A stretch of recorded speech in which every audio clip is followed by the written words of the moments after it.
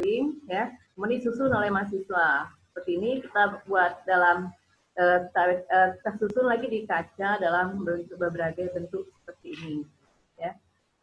Ini tikus dot, kemudian ini adalah burung ya, burung. Nah, untuk awetan basah, jadi awetan basah kita kebetulan di tempat kita ini rawa-rawa ya Bapak Ibu sekalian, kita sering menemukan ular. Pernah kita menemukan ular yang langka, itu ular berat namanya ya, di Sumatera Selatan ini. Jadi kita awetkan, ya kita masukkan ke dalam botol, tapi sebelumnya kita suntik dulu pakai formalin, pengawetannya pakai formalin. Nah, ada yang sampai dia mempunyai anak yang kecil-kecil, ya kita masukkan juga dalam toples di sini, ya dengan menggunakan formalin 4%. Nah, untuk taksidermi kita menggunakan karena tadi hewan biologi vertebrata tadi supaya nanti bisa awet dan juga bisa dilihat, karena untuk di lapangan kan belum tentu ketemu. Pada waktu kita praktikum ini nanti kita bisa lihat setelah diawet taksidermi. Jadi nanti kalau untuk hewan seperti ini kita bedah dari mulut sampai ke kelakanya oleh mahasiswa, kemudian kita keluarkan isinya, kita kasih borak, kemudian setelah kering kita kasih nanti penyempel kapas, baru dijahit lagi dan susun seperti ini. Ini ada kulabu burung, kemudian ikan buntal yang ciri khas dari Sumatera Selatan, kemudian ini adalah mamut ya. Ya, itu saja aktivitas yang sudah dilakukan untuk dalam rangka inventarisasi dan dokumentasi di Laboratorium SKUMP. Terima kasih. Semoga nanti para peserta sekalian mendapatkan ilmu yang bermanfaat. Untuk selanjutnya nanti kita serahkan kepada Pak Dadang, karena Pak Dadang itu pakarnya. Terima kasih. Wassalamualaikum warahmatullahi wabarakatuh. Terima kasih kepada Ibu Aset atas materinya. Selanjutnya akan sampaikan materi dari Pak Dadang Mahmudin. Tapi sebelumnya saya akan menginfokan terkait link absen. Nanti akan disampaikan pada akhir acara. Kemudian untuk materinya juga akan di akhir acara dan sertifikatnya. Sebelum ke materi Pak Dadang, saya membacakan terlebih dahulu riwayat hidup dari Pak Dadang. Nama lengkap Dr. Andes Haji Dadang Mahmudi MSI. Tempat tanggal lahir Majalengka 5 Mei 1962. Alamat Jalan Sari Manis 3, nomor 166, Blok 18, Kumahan Sarijati, Bandung. Nomor HP 0896 3042 2834. Saya ulangi 0896 3042 2834. Pekerjaan beliau sekarang sebagai dosen tetap Departemen Pendidikan Biologi FMIPA UPI, Universitas Pendidikan Indonesia Bandung. Riwayat pendidikan beliau S1 Pendidikan Biologi IKIP Bandung, lulus tahun 1986. S2 Biologi Perkembangan ITB Bandung, lulus tahun 1991. Untuk pelatihan, berbagai macam pelatihan sudah beliau lakukan, diantaranya yaitu pelatihan laboratorium ITB Bandung tahun 1993, pelatihan kuliah lapangan ITB Bandung 1995, kemudian pelatihan internet website desain ITB Bandung 1996, pelatihan multimedia digital UPI Bandung 1996. Riwayat pekerjaannya dosen tetap jurusan biologi FIPA UPI IKIP Bandung, sebagai tutor dan struktural di bimbingan belajar SSC Bandung. Ini banyak sekali ya pekerjaan bapaknya. Di antaranya, ya, ini ya, selain itu sebagai direktur dan owner Edu Media Konstruksi. Itu yang bisa saya sampaikan. Pengalaman penelitian dan pengabdian Bapak Dadang, banyak sekali ini penelitian dan pengabdian yang telah dilaksanakan oleh beliau. Salah satunya hibah bersaing, kemudian hibah UPI, Mandiri, PKP, PTK, UD. Mungkin itu CV beliau. Saya persilakan Pak Dadang untuk menyampaikan materinya. Ya, baik, makasih. Kedengaran suaranya? Dengan Pak. Baik. Sebentar, saya cek dulu, takutnya ada trouble. Coret-coretnya kelihatan? Coret-coretnya ini? Kelihatan, tulisan Pak. merah-merah? Kelihatan, Pak. Kelihatan, baik. Baik, bismillahirrahmanirrahim. Assalamualaikum warahmatullahi wabarakatuh. Alhamdulillah wa syukurillah wassalatu wassalamu ala asrofil anbiya'i wal mursalin wa ala alihi washabihi ajmain. Rabbi shrah li sadri wa yassir li amri wahlul 'uqdatam min lisani yafqahu qawli fatahu ya alim. Sambil kita nunggu Miss Covid-nya pergi dari sekitaran rumah kita masing-masing, kita tetap nyari ilmu, kita tetap bisa bersilaturahmi. Alhamdulillah di kesempatan ini Bandung masih semalam hujan, tadi pagi juga gerimis, sekarang masih agak mendung-mendung begini. Mungkin di daerah lain sudah terang atau sudah hujan atau lain-lain lah. Semoga kita semuanya dalam lindungan Allah Subhanahu wa taala. Saya bersyukur bisa bertemu dengan keluarga besar Muhammadiyah, sebelumnya ke Muhammadiyah Purwokerto, Muhammadiyah Metro, Pahyani, terus baru ke sini, ke Palembang sini. Dengan adanya COVID ini, banyak hal yang bisa kita lakukan bersilaturahmi seperti ini. Saya tetapnya di gedung ini, di lantai 1, lantai 2, kalau ruangannya di pojok sini nih, daerah pojok sini, di N berapa? 201. Tadi udah sebagian dijelaskan lah, kita langsung saja, mana ininya? Bioplastik. Mungkin ada yang mengenal bioplastik dari bahan organik, mungkin juga ada yang mengenal bioplastik dari resin, polyester resin. Yang akan kita bahas di sini adalah bioplastik yang dari bahan polyester resin, bukan yang dari bahan organik. Yang bahan organik bisa dijadikan untuk penelitian anak-anak ataupun untuk kegiatan ini nih, karya ilmiah siswa. Dari bahan sisa-sisa limbah organik karbohidrat, amilum, bisa dibuat menjadi bioplastik, dari bioplastiknya dirubah menjadi kantong kresek, menjadi apalah segala macam. Dan itu daya tahannya hanya 28 hari. 28 hari si plastik tersebut akan hancur. Dimakan juga boleh. Di daerah timur, mungkin di Papua, di Maluku, itu kan kalau sagu diambil sebagian besar banyak yang kebuang. Padahal bahan-bahan itu masih mengandung amilum, mengandung bahan yang masih bisa digunakan. Sangat bisa digunakan. Ya. Oh, sebelum memulai, lupa. Saya hanya membaca dari chat di Zoom ini. Dari chat di Zoom ini, dari Kalimantan Tengah, dari Donggala, Bu Yusnita, dari Banten, Jabar, Jatim, Ambon, Bu siapa, lupa.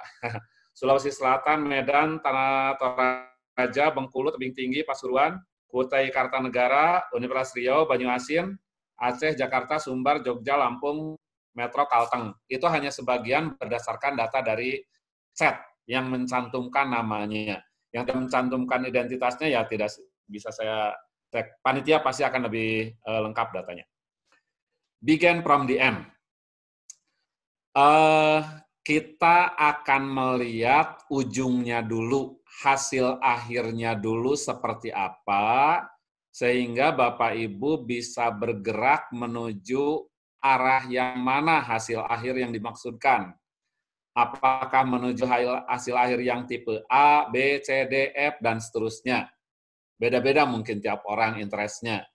Nanti dari sana kita akan lihat langkahnya dari yang mendasar. Saya biasanya melakukan bioplastik ini 2 jam, 120 menit, langsung bukan online beginian, ini kan hanya teoritis. Kalau 120 menit, itu tiap peserta bisa menghasilkan 2 produk. Biasanya produk pertama masih ada gagal-gagal, produk kedua udah normal. Akhir melatih bioplastik ini, kira-kira 2 hari sebelum Bandung ditutup PSBB, terhadap mahasiswa dan dosen dari Universitas UIN apa itu? UIN Jambi, Sultan Taha Saifuddin. Dia ada 2 bis dari Jambi datang ke Bandung, perjalanan mau ke Jogja dan Jawa Timur. Terus di Bandung udah hari Sabtu, dan di Bandung sudah diberitahu Seninnya udah ditutup. Saya cek ke Jogja ke itu juga ditutup, akhirnya mereka juga tidak lanjut ke Jogja ke itu, balik lagi ke Jambi lagi. kami melatihkan 2 kelas waktu itu, dan seperti biasa 2 jam mereka bisa dapat produk. Sip, yang ini lanjut. Nah, jadikanlah hobi sebagai sampingan yang bisa melebihi penghasilan utama. Bapak Ibu mungkin menjadi dosen, mungkin menjadi guru PNS atau guru swasta atau apapun gitu. Tentunya ada penghasilan. Usahakanlah, kalau saya sih mendidik anak didik di kampus ataupun di rumah gitu, jadikanlah hobi itu sampingan yang penghasilannya melebihi penghasilan utama dan nyata dan bisa nyata, yakin sekali. Asal kitanya benar-benar tidak asal-asalan tentunya. Lanjut. Nah, baik. Beberapa hal barangkali. Tampilannya bagus. Entah bagus, entah tidak. Mana ini mouse-nya? Nah, tidak seperti ini nih. Ini satu tampilan, bentuknya mungkin kotak, mungkin bulat, mungkin bagaimana, lalu disajikan tata letak, layout-nya.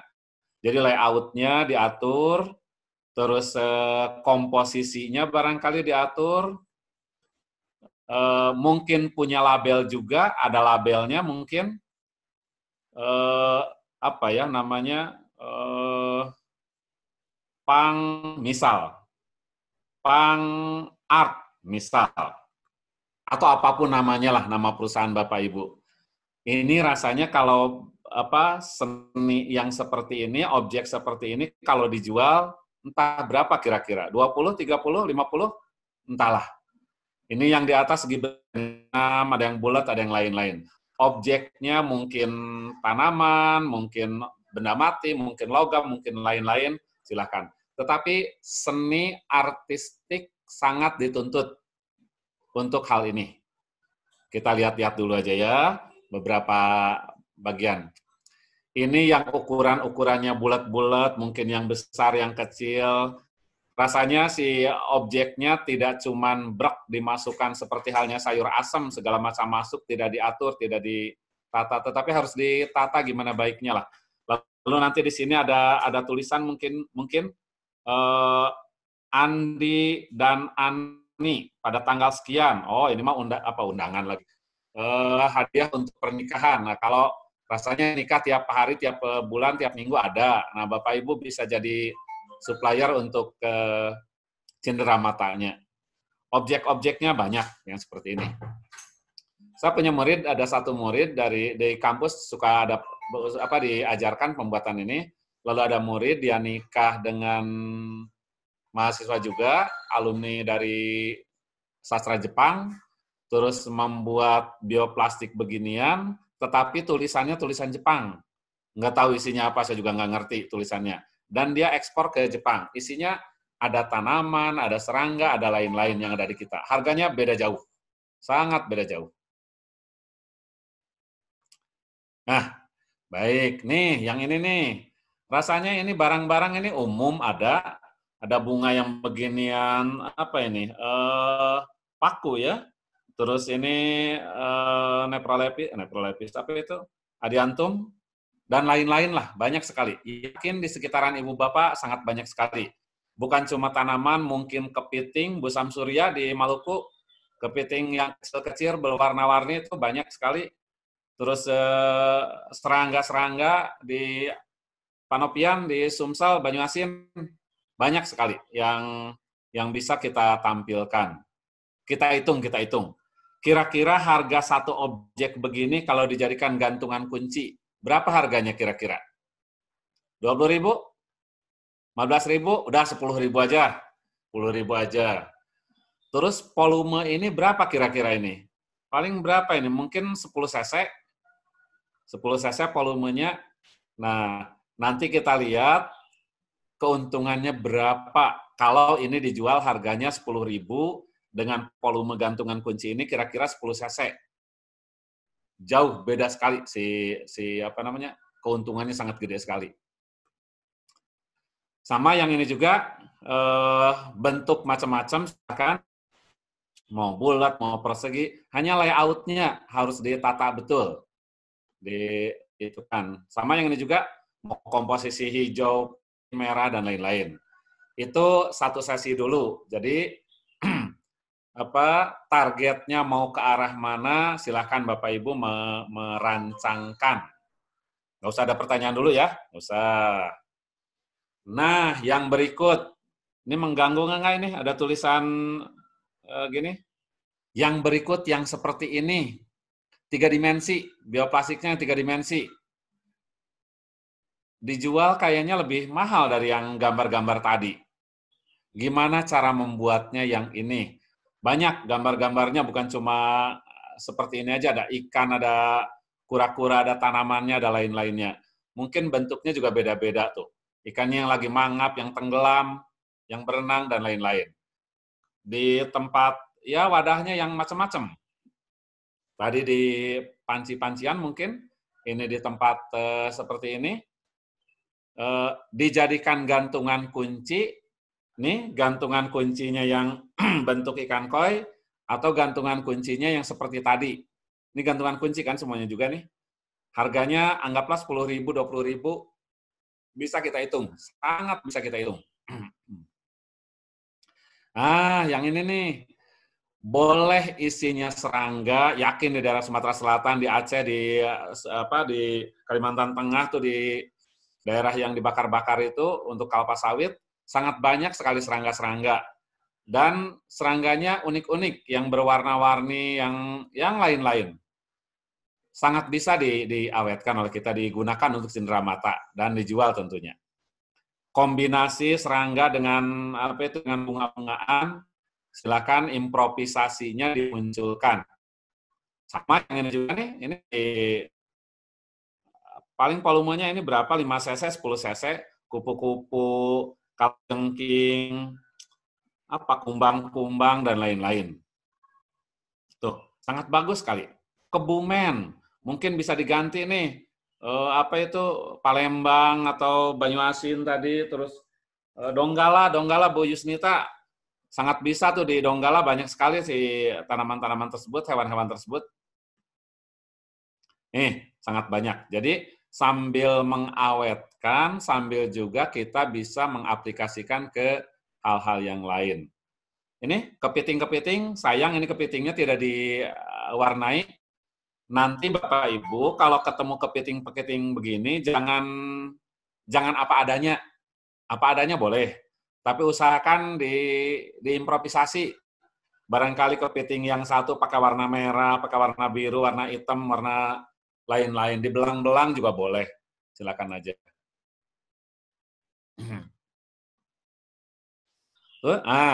Kalau yang tadi kepitingnya diwarna-warni, kalau yang ini background-nya yang diwarna-warni, ya.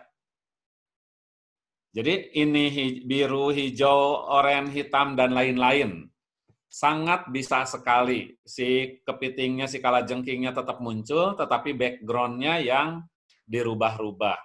Boleh buat pertanyaannya, siapkan pertanyaannya untuk hal-hal ini.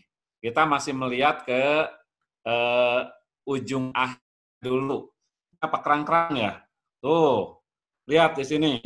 Saepul dan Mae, tanggal sekian November, jadi bisa digunakan untuk cindera mata pernikahan. Ya, banyak yang nikah order ke salah seorang yang udah siap dengan memproduksinya ya. Lumayan tuh orderan sekali nikah, masa hanya 10 orang yang pesan giniannya, kan nggak mungkin. Pasti banyak tuh. Sip ya. Nah, udah. Nah, baik. Yang berikut, Bapak Ibu yang jadi guru di SMP dan mendapatkan blok grant dari pemerintah pusat, alat lab, nominalnya beda-beda, mungkin kira-kira di 100 jutaan mungkin. Di antaranya ada awetan bioplastik dalam bentuk box, satu box isi 8 mungkin, saya lupa. Nah, ini tentu buatan manusia juga, bukan buatan pabrik, sangat bisa dikerjakan. isinya apakah lumut, paku, tanaman, apapun hewan, sangat bisa sekali, sangat bisa dikerjakan. Ada tulisannya, ada deskripsinya, ada sistematikanya, nama penulisnya dan sebagainya, ukuran dan sebagainya, sangat bisa sekali, sangat bisa dikerjakan. Ini serangga, kupu-kupu apa itu? Nah, satu boxnya satu begini nih. Mungkin isinya paku saja, mungkin lumut, mungkin dan lain-lain. Sangat bisa sekali dikerjakan, dibuat. Karena ini memang kerjaan manusia juga, bukan kerjaan mesin. Nih, sangat banyak. Ini yang dikerjakan ke proyek pemerintah di Blok M. Paku, paku-pakuan, macam-macam sekali. Penyebaran biji ya, kalau di biologi, ini macam-macam biji dan penyebarannya, salah satunya ini. Sip. Jadi untuk seni-seni, lalu untuk untuk cenderamata, untuk biologinya bisa, sangat bisa dilakukan. Nah, satu lagi. Ini ada peserta dari waktu awal Januari, kalau nggak salah, ada peserta dari Kazakhstan. Waktu itu ada ISTEC, International Science Technology and pokoknya lomba karya ilmiahnya anak-anak dari tingkat SD, SMP, SMA, sampai perguruan tinggi, internasional, di Bandung saat itu. Nah, salah satu peserta dari Kazakhstan, Asia Tengah ya, dia membawa oleh-oleh seperti ini. Begitu saya lihat, langsung saya ngerti. Saya bisa membuat yang beginian, karena ngerti yang dimaksudkan apa dan caranya apa. Ini gedung-gedung, barangkali di Sumatera Selatan bisa jembatan merah. Jembatan Ampera, atau di tempat lain, apapun bisa lah. Yang penting ada suatu objek yang kita foto dan kita ambil. Di UPI barangkali gedung UPI itu, gedung Isola, dan lain-lain. Sangat bisa sekali. Orangnya nggak usah dilihat, objeknya aja yang dilihat ya. Ini contoh objeknya yang dibuat resin bioplastik itu. Nah, yang berikut adalah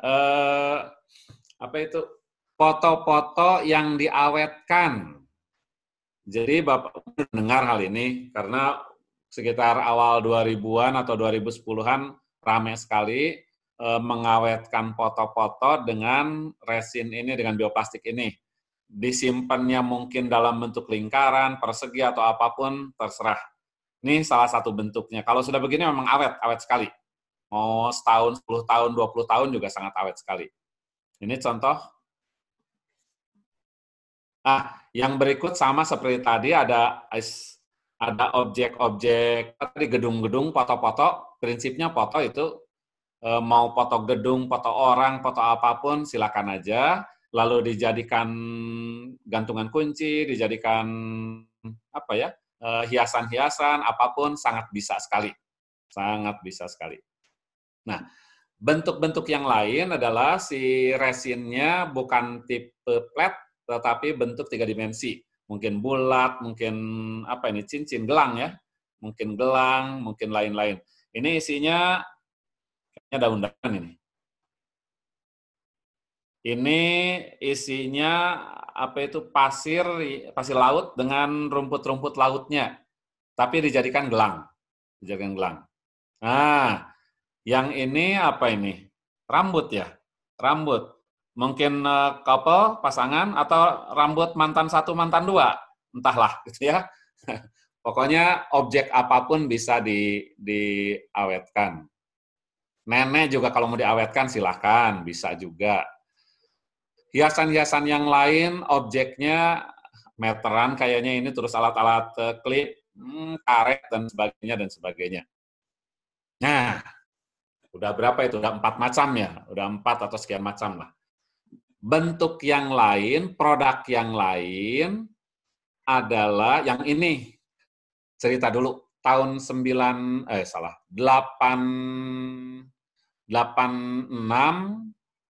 85 mungkin, 86 udah lulus S1 saat itu, saya juga sambil ngajar di SMA, sambil juga di kampus, sudah di kampus.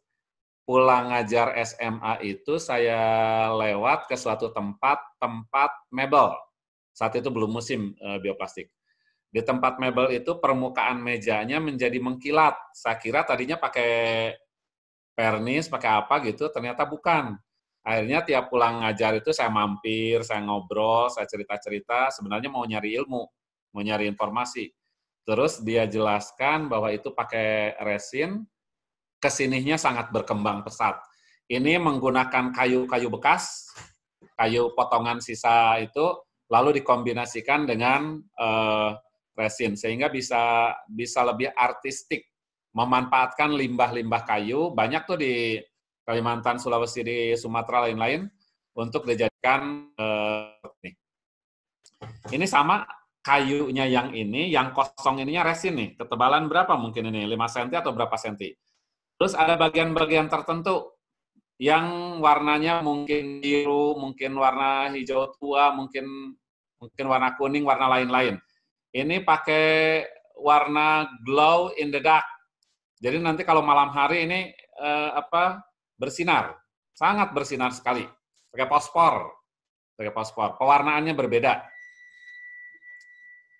Ini untuk aplikasi di di meja-mejaan. Terus berikut aplikasinya di berbagai bidang. Gagang pisau, gagang peralatan memahat barangkali. Terus ini handle pintu. Terus handle persneling mobil. Terus ini kayaknya kayu ini. Kayu yang diawetkan, ke ujung sininya dipakai resin sehingga jadi lebih artistik. Nah, sip. Sebelum ke pelaksanaannya, kalau ada pertanyaan dulu, Bu Erni, mangga silakan. Kalau ada pertanyaan dulu langsung, jangan dulu pertanyaan yang tertulis. Kalau ada pertanyaan silakan.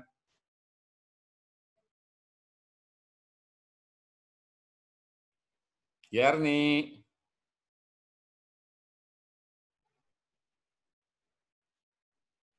Sebelum masuk ke sini. Kalau ada pertanyaan-pertanyaan, target akhirnya dulu. Nggak ada?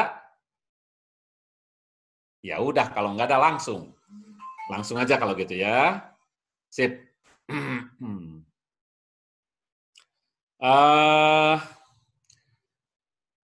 Tadi Bu Agus menjelaskan beberapa cara pengawetan di biologi.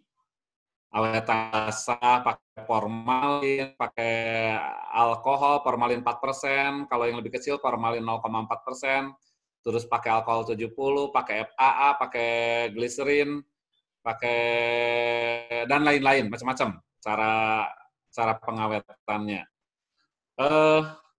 Beberapa kekurangan dan kelebihan dari pengawetan ini. Awetan basah warnanya akan pudar, terutama si tumbuhan. Tadinya hijau mungkin menjadi agak coklat, agak pudar warnanya. Tidak itu. Ketahanan cukup lama, tetapi si formalinnya, alkoholnya, fiksatifnya itu ya harus diganti-ganti. Awal-awal misalnya pakai alkohol 70%. Si tanaman itu diawetkan alkohol 7%, nanti dia akan berubah warna, si alkoholnya juga jadi keruh, maka entah sebulan, 2 bulan kemudian alkoholnya ganti. Nanti begitu juga sampai beberapa kali sampai bening tetap. Begitupun yang formalin, FAA, gliserin, dan lain-lain. Jadi bisa tahan lama, tapi harus diganti-ganti terus.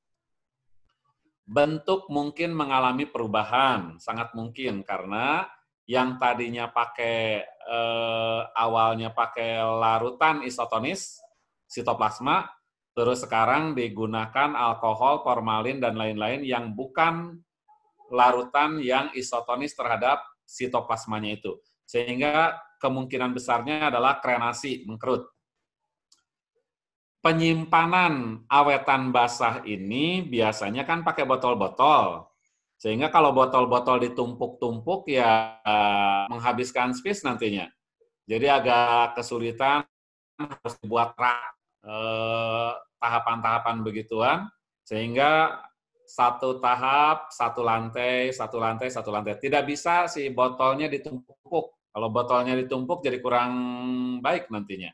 Itu awetan basah dengan berbagai fiksatif. Yang berikut awetan kering. Awetan kering, sebentar, kenapa ini? Nah, yang berikut awetan kering. Ya, awetan kering boleh taksidermi, boleh herbarium, boleh rangka, boleh apapun. Silahkan aja. Sama, warnanya pudar juga.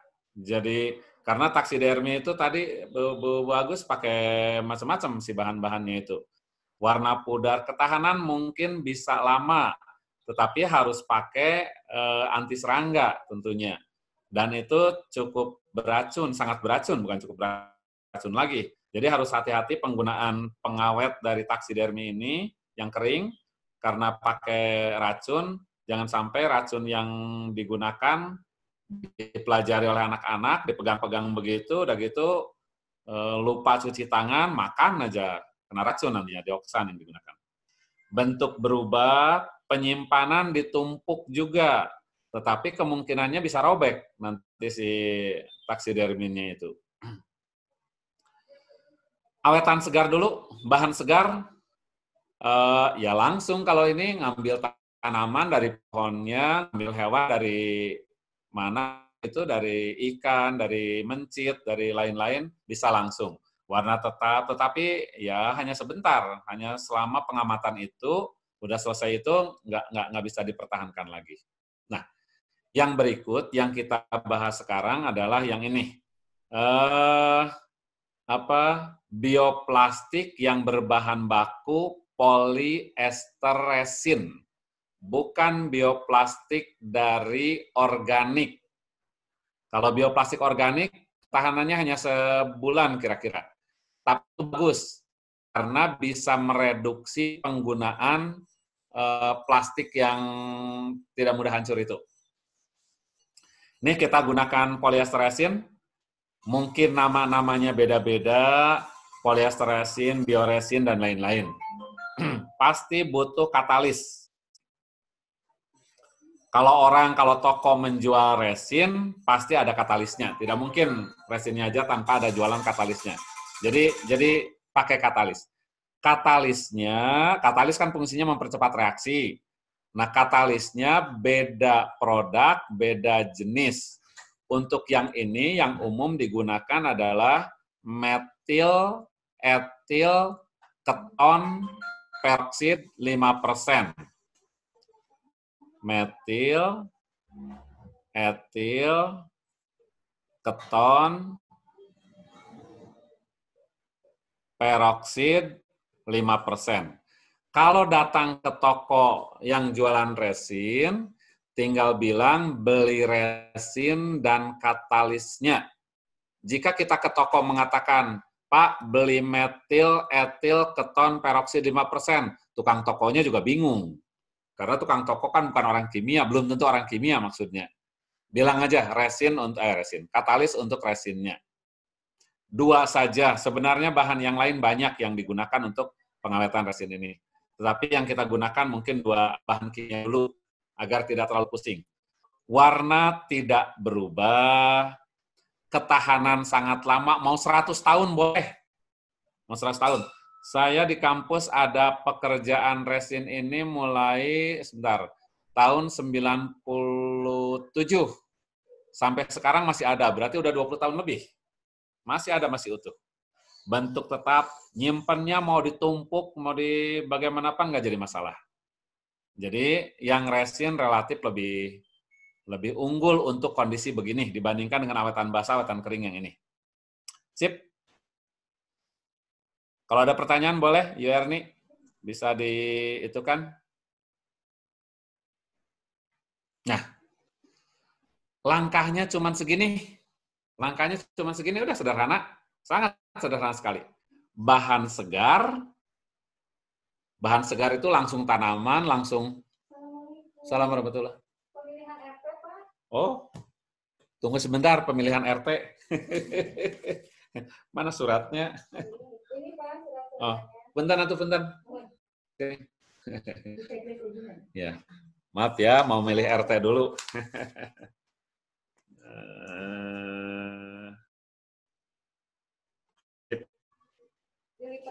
Dilipat 2, siap.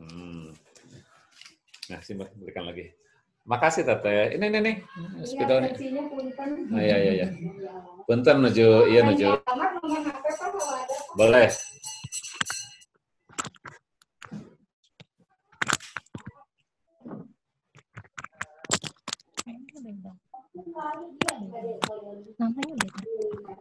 Nah, mangga Ibu.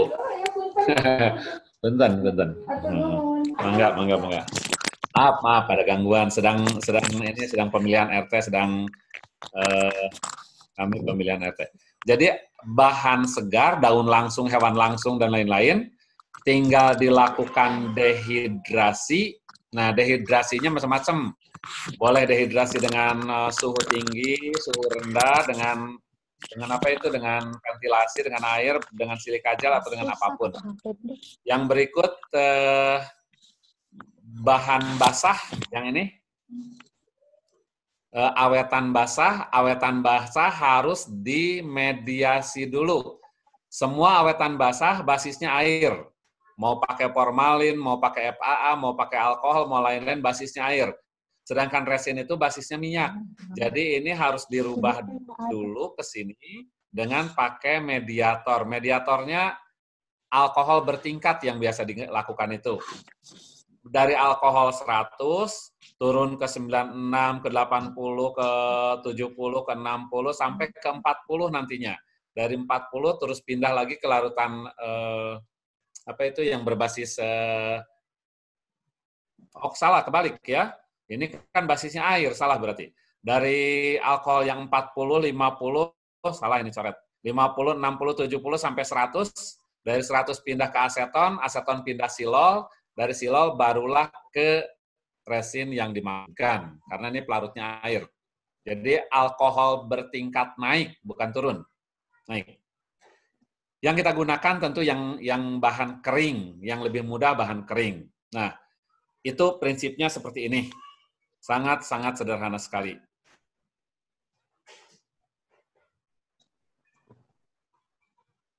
Kenapa jadi coret begini ya?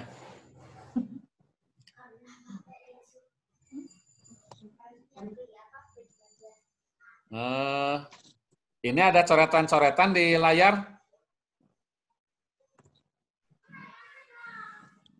Ya udah langsung aja. Bahan segar ini terserah mau hewan mau tumbuhan. Tolong diperhatikan beberapa aspek untuk pengawetan resin ini. Pertama, ketebalannya harus setipis mungkin. Prinsipnya, airnya harus sesedikit mungkin. Semakin banyak airnya dari bahan segar itu, maka resiko kegagalannya akan sangat tinggi. Karena air akan menguap, membentuk awan, membentuk uap air yang terjebak di dalam resin. Sehingga akan terbentuk awan, terbentuk kabut di dalam resin, jadi kotor nantinya, tidak jernih. Jadi cari objek yang setipis mungkin, dengan kadar air yang sekecil mungkin. Warnanya silahkan, kalau warna mungkin tergantung keadaan ya, bisa merah, putih, hijau, apapun bisa.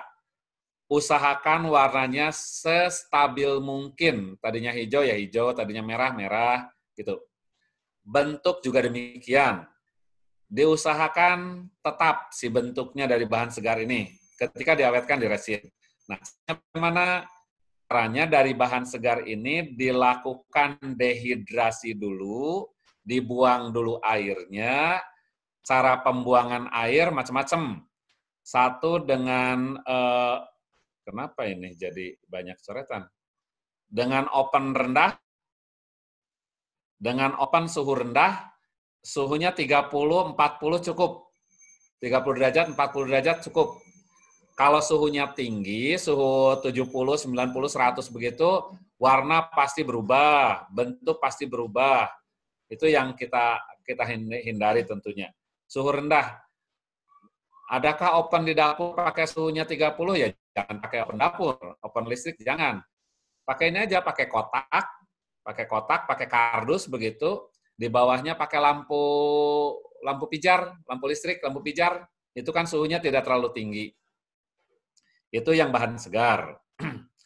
Yang berikut bahan kering, yang kadar airnya sudah nol atau sedikit sekali, bunga kering. Banyak nih jualan yang udah jadi. Boleh kita menggunakan bunga kering yang sudah jadi, boleh kita membuat bunga kering. Misal, saya mau mengawetkan bunga apa? Bunga ros, bunga melati. Ya, misalnya. Bunga ros, bunga melati, terserah. Bentuknya begitu. Aduh, ini jadi banyak coretan begini. Padahal saya tidak... saya close. Bunga kering, kembali bunga kering. Saya mau mengawetkan bunga melati, misal, atau bunga ros, atau bunga apapun. Bentuknya ingin begitu, tetap. Warnanya ingin tetap begitu. Nah, bagaimana caranya? Kalau disetrika pasti lepet, jadi tipis. Terus mungkin warna juga berubah. Kalau dijemur, bentuk berubah, warna juga berubah. Nah, caranya yang paling gampang adalah pakai silika gel. Silika gel. Apa? Itu pengering. Untuk tidak lembab itu tuh. Bapak Ibu beli alat elektronik, itu kan suka ada saset-saset kecilnya, silika gel. Beli TV 20, TV-nya buang, ambil silika gelnya, begitu biar gampang. Di apotek banyak kok silika gel, sangat banyak sekali di apotek. Warnanya mungkin ada yang keungu-unguan, ada yang kemerah-merahan. Juga hewan-hewan kering yang sudah diawetkan, tadi bagus, ada awetan-awetan kering dari serangga dan lain-lain. Mungkin juga stiker, mungkin foto macam, mungkin label, mungkin objek-objek yang lain-lain. Itu bahan kering. Bahan basah tadi, dari alkohol sekian, formalin sekian, alizarin, alsian, didehidrasi dulu, alkoholnya bertingkat. Dari alkohol mungkin 40, naik sampai ke 100, dari 100 pindah ke aseton, dari aseton pindah ke silol, dan seterusnya pindah. Prinsipnya masuk ke lipopil, prinsipnya itu. Itu bahan-bahan segarnya dulu. Dulu ya. Nah, ini contoh bahan segar, bahan kering, bukan bahan segar. Ini contoh bahan kering, orang Jepang kreatif banget. Bunga-bunga aja bisa dijadikan hiasan, osibana. Jadi awetan bunga dikeringkan, tanaman dikeringkan, herbarium ya. Tapi tidak memunculkan akarnya dan lain-lainnya, karena ini tujuannya untuk artistik. Udah ganti aja, nggak usah osibana, herbarium aja lah. Karena sama prinsipnya. Hanya dia mempertahankan bentuk, mempertahankan warna dengan komposisi seninya yang dimunculkan. Tanaman kita orang Indonesia banyak nih, aserase yang ini, terus bunga telang, bunga apapun, silahkan banyak sekali. Sangat bisa kita lakukan. Nah, sama nih osibana juga, jadi bunga keringnya di seperti ini kan, di macam-macam kan. Sama nih, osibana juga, bunga-bunga kering diawetkan. Mau diawetkan seperti ini saja boleh, mau lanjut ke bioplastik juga boleh. Nah, yang berikut kalau bukan bunga, bukan itu, boleh biji-bijian, boleh bentuk-bentuk yang lain, sangat boleh sekali, sangat bisa sekali. Ini macam-macam bijinya, gimnos kayaknya, ini kan pinus, macam-macam gimnos bisa digunakan. Ini damar nih, tanaman lainnya sangat bisa diawetkan. Atau komposisi berbagai macam biji-bijian. Banyak lah Bapak Ibu udah bisa membayangkan jagung, ada kacang-kacangan, ada beras, dan lain-lain. Sangat banyak sekali. Sip. Bu Erni, mau ada pertanyaan dulu? Yu Erni. Yu Erni, kalau ada pertanyaan silakan dibuka dulu. Kemana ya artinya?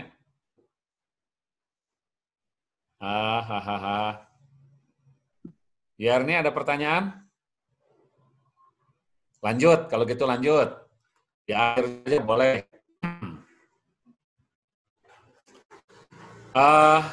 Apa yang dilakukan untuk persiapan ini? Untuk persiapan apa ini? Pembuatan resin itu. Oh, tambahin satu lagi, masih bahan. Masih bahan, lupa. Kalau tadi daunnya utuh, bunganya utuh, sehingga satu bagian tanaman utuh. Kalau ini bukan tidak utuh. Bagian tanaman ini tidak utuh. Kita lihat. Nah, yang gini-ginian. Yang gini-ginian. Apa kira-kira ini? Tulang daun? Zaman dulu membuat tulang daun ini, daunnya direndam di lumpur, sudah sekian seminggu 2 minggu, diangkat, baru terbentuk tulang daunnya. Sekarang nggak usah nunggu seminggu 2 minggu, sebentar juga mudah ini. Ini tulang daunnya macam-macam, terus nanti diawetkan di resin, diwarnai dulu mungkin, lalu diawetkan di resin untuk macam-macam tulang daun. Tidak sampai di resin pun ini udah bisa awet. Saya mundur dulu. Langkahnya gimana untuk membuat tulang daun itu gampang. Bahan bakunya cuman apa ini? Baiklin ya. Klorok. Baiklin. Klorok ClO3. Udah Baiklin, Sunclean yang gitu-gituan, pemutih. Terus ini KOH. Banyak KOH. Nah ini nih KOH-nya nih. KOH kan banyak di laboratorium juga banyak, beli juga banyak itu. Terus air, sikat gigi, daun udah gampang. Si daunnya direndam dulu, dimasukkan pakai apa ini? Pakai KOH dulu, tambah pemutih, tambah Baiklin. Nunggunya nggak terlalu lama kok itu. Mungkin kira-kira 10-20 menit. Nanti si daun-daun ini rontok nih, si yang hijau-hijaunya. Rontok, tersisa tinggal tulang daunnya aja. Nah, agar mempercepat perontokan, gunakan sikat gigi. Sudah direndam, diikat pelan-pelan, sehingga bagian daging daunnya, mesopilnya hilang, yang tersisa tinggal tulang daunnya aja. Kalau sudah terbentuk tulang daun, tinggal dikeringkan, tinggal diwarnai nantinya. Sip. Ini contoh objeknya adalah tulang daun. Jadi jelas tipe tulang daun, apa itu Curpinerpis, melengkung, menjari, menyirip, dan sebagainya itu bisa digunakan yang ini. Nih, kalau sudah macam-macam tulang daun bisa diwarnai. Kalau sudah diwarnai, mau ke bioplastik boleh, mau ke tulang daun saja boleh. Bisa dikerjakan nih. Produk dari tulang daun di dalamnya dikasih foto.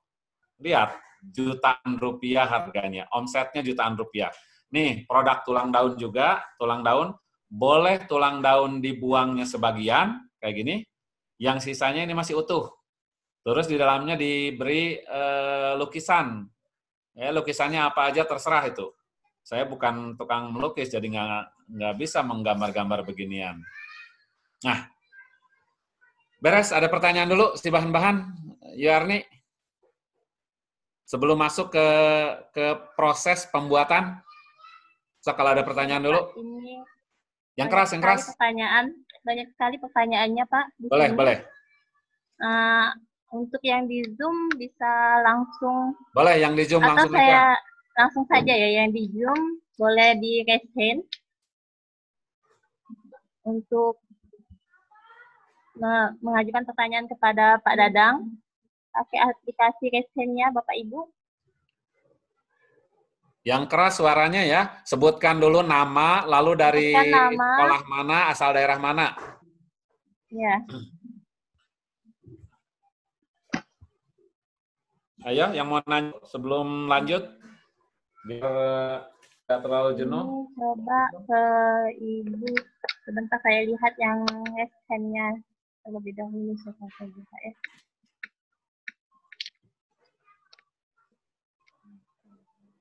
Ada pertanyaan? Tuh, Raisen ada 26 tuh. Yang angkat pertanyaan ada 26. Silakan operator menunjuk yang mana. Ini jadi banyak yang gini-gini. Bapak mungkin kalau pencet kali. Enggak lah. Kan lupa simpen.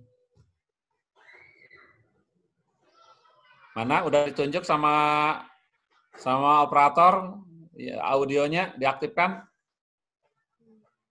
Mau Bapak juga bisa.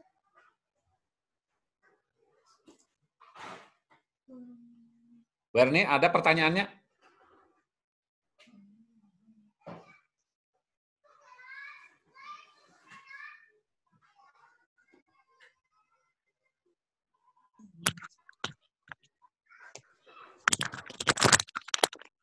Berni, adakah pertanyaannya?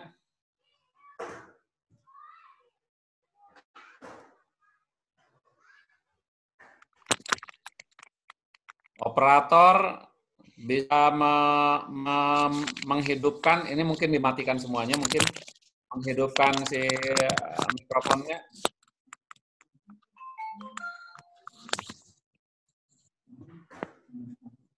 Halo, Ibu. Atau saya bacakan dari ini saja, Boleh. Bapak. Dari Boleh, chatnya saja ya, Bapak. Boleh, soalnya. Ini dari Ibu Ida Farida. Assalamualaikum warahmatullahi wabarakatuh. Berapa lama proses? Dari mana? Di sini tidak ada tulisannya, Bapak. Ya, nanti yang mau nanya disantumkan dari daerah sekolah mana, Ya. daerah mana gitu ya. Nama, instansi asal, daerahnya mana. Pertanyaannya, Bapak, berapa lama proses pengerasan untuk bioplastis? Dah. Ya, itu saja. Ya baik. Gini, semakin pembuatan bioplastik ini cepat, maka katalisnya harus agak banyak. Resikonya timbul panas. Jadi kalau misalnya satu wadah tertentu, lalu kita menggunakan katalisnya katakanlah 10 tetes, terus dia mengerasnya akan cepat. Betul itu, akan cepat. Tapi resikonya timbul panas, reaksi eksoterm. Nah, karena risikonya timbul panas, maka terhadap objeknya warna bisa berubah. Terus bentuk juga bisa berubah. Ya. Tetapi kalau katalisnya sedikit, katakanlah 1 tetes, 2 tetes gitu, maka pengeringannya menjadi lebih lama, tetapi warna dan bentuk bisa tetap. Nah, tergantung kita mau kemana arahnya. Kalau objeknya itu objek kering, misalnya tadi ada kunci, ada foto, ada apa gitu yang tidak mengandung air, langsung aja si katalis agak banyak biar cepat kerjaannya. Tapi kalau ada objek-objek yang mengandung air, daun misalnya atau apapun, barangkali si katalis harus diturunkan, disedikitkan. Sip? Sip. Nah, ini ada pertanyaan lagi, Bapak. Boleh. Di YouTube. Boleh. Dari Ibu Mariani Sinding. Tapi tidak dituliskan instansinya dari mana. Ya. Bagaimana cara membuat awetan bunga kering agar ketahanan warnanya bagus? Saya pernah buat. Bagaimana cara membuat awetan bunga kering agar ketahanan warnanya bagus? Saya pernah buat awetan kering dari bunga, tapi bukannya jadi malah bunganya terhambung mahkotanya. Iya. Si bunga taksidermi, herbarium itu kan diawetkan harus menggunakan anti serangga, pakai racun lah prinsipnya, pakai racun. Sehingga dengan racun itu maka si serangga-serangga, si hewan-hewan, si mikroba-mikroba itu kan tidak akan mengganggu terhadap daun atau bunga yang dimaksudkan itu.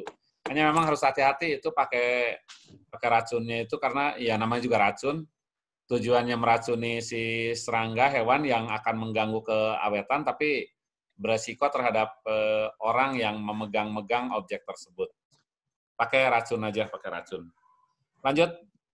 Lanjut, ini ada pertanyaan dari Siva Nurhaiza dari UIN Jakarta. Mohon maaf Bapak, saya ingin bertanya mengenai awetan tersebut. Bahan-bahan yang digunakan apakah ada kriteria khusus sehingga hewan dan tumbuhan tidak berjamur?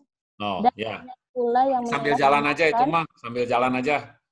Oh iya, sambil jalan. Mungkin nanti pertanyaannya dijawab pada saat materi selanjutnya ya Bapak ya. Macam-macam sih objeknya. Ya. Ini ada pertanyaan dari YouTube dari Eko Supriyanto. Saya masih bingung kalau benda yang tidak lurus apa saat diberi lapisan resin atau seperti fiberglass kok bisa lurus atau tidak timbul permukaannya? Apa pakai cetakan? Oh. Pertanyaan dari Pak Eko. Iya. Kalau menggunakan cetakan, misalnya apa ya, cetakan es, cetakan agar-agar, cetakan apa gitu, bawah dan pinggirnya pasti rata itu. Kalau bahan-bahan yang dimasukkan itu. Tetapi permukaan atasnya kan mungkin menjadi cembung atau mungkin menjadi cekung. Kalau dia kelebihan objeknya, kelebihan resinnya ya cembung. Kalau kurang ya cekung nantinya. Nah, cembung-cekungnya itu bisa diratakan dengan berbagai cara. Satu dengan diamplas, di grinding dengan nomor yang naik. Dari grinding nomor 200, 400, 700, 1000, 1500, 2000, 2500. Naik grinding amplas sama aja. Satu dengan cara itu. Yang kedua, cara yang lebih mudah lagi adalah kalau saya diusahakan sekuat mungkin untuk tidak menggunakan amplas. Karena kalau menggunakan amplas, menggunakan grinding itu ya capek nambah kerjaan. Jadi di cetakannya kita buat molding. Membuat apa molding itu ya? Membuat cetakan yang sudah langsung ketutup. Kalau langsung ketutup ya tidak ada tonjolan atau lekukan itu. Jadi diusahakan sebisa mungkin kita hindari mengamplas atau menggrinding itu. Biar tidak banyak kerjaan. Sip, lanjut. Lanjut, ini ada pertanyaan dari Tri Ayu Astuti. Assalamualaikum Pak, saya Tri Astuti dari Jakarta mau tanya untuk pewarnaan tulang daun menggunakan apa ya Pak? Oh, pewarnaan tulang daun mah terserah lah, pewarnaan organik, pewarnaan kalau saya di kampus pewarnaan apa itu membuat preparat histologi. Kan biasa yang digunakan pakai HE, hematoxylin eosin. Tapi saya coba membuat pakai pewarna alami, pakai apa itu yang buah-buahan, buah naga, pakai yang ungu-ungu itu, pakai dari bunga, dari itu bisa, sangat bisa. Yang ini juga, yang apa tadi, daun-daun, tulang daun itu sangat bisa pakai pewarna alami. Tidak usah pakai pewarna makanan, pewarna kain, pewarna gitu, nggak usah. Bapak Ibu, selain menggunakan tadi tulang daun, coba dibuka, dipelajari, dan masuk ke dalam grup Facebook EcoPrint. EcoPrint. ECO-Print. Print lingkungan. Sangat terinspirasi membuat batik dari bahan-bahan alami, ada gambar daun ini, daun itu, serangga ini, serangga itu dengan warna yang bermacam-macam. Semua pewarnanya menggunakan pewarna alami. Coba-coba dicari-cari EcoPrint aja, sangat bisa sekali. Sip, lanjut. Lanjut, ini dari untuk yang dari YouTube dulu ya Bapak ya. Boleh dari YouTube, boleh. Hagian Universitas Siliwangi. Pertanyaannya, berapa perbandingan ideal antara volume resin dengan katalis? Misalnya berapa tetes katalis untuk 1 ml resin? Aja. Nanti. Ya, pelaksanaan aja nanti ideal. Oke, Bapak. Ini ada pertanyaan di Zoom. Udah aja. Satu lagi, Bapak. Pertanyaan dari Zoom. Nama Tegar Dwi Santoso dari Universitas Bangka Belitung. Bagaimana cara menghilangkan gelembung yang terperangkap ketika kita telah mencampur resin dan katalis? Apakah dengan metode bakar, dengan nyala api, atau bagaimana, Pak? Itu pertanyaannya. Ya. Komposisi apa tadi, perbandingan resin dan katalis, ini tinggal dibaca aja di sini. Tapi saya tidak akan menggunakan komposisi katalisnya sekian cc, ininya sekian. Tidak akan menggunakan itu. Saya menggunakan yang lebih simpel, lebih fleksibel. Kalau aturan di bakunya, angkanya, nominalnya, berapa si katalisnya, resinnya, ini tinggal dibaca aja. Gelembung. Gini. Mana tadi? Nah, masuk sini ya. Betul. katalis dan resin itu harus dicampurkan. Ketika dicampurkan itu pasti diaduk. Ketika diaduk akan sangat mungkin timbul gelembung. Nah, kalau sudah gelembungnya terbentuk, mengeluarkannya susah sekali. Karena resin itu bentuknya kayak minyak goreng, agak kental. Sehingga gelembung yang terjebak itu agak susah nantinya. Beberapa langkah yang bisa dilakukan. Yang pertama, ngaduknya jangan pakai diiringi lagu dangdut.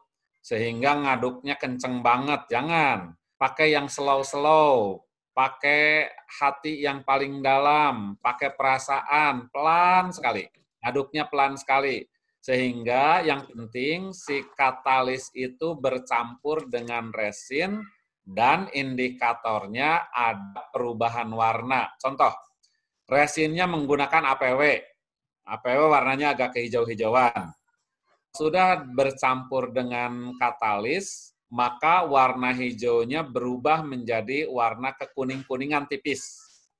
Berarti oh ini udah bercampur, udah beres. Tidak harus diaduknya dengan kencang sekali, nggak usah. Atau contoh yang lain, resinnya menggunakan Deco 2. Deco 2 warnanya agak ungu. Kalau dia sudah bercampur dengan resin, dengan katalis, maka warnanya tidak ungu lagi, tetapi menjadi jernih. Itu kalau cara ngaduk yang dikendalikan.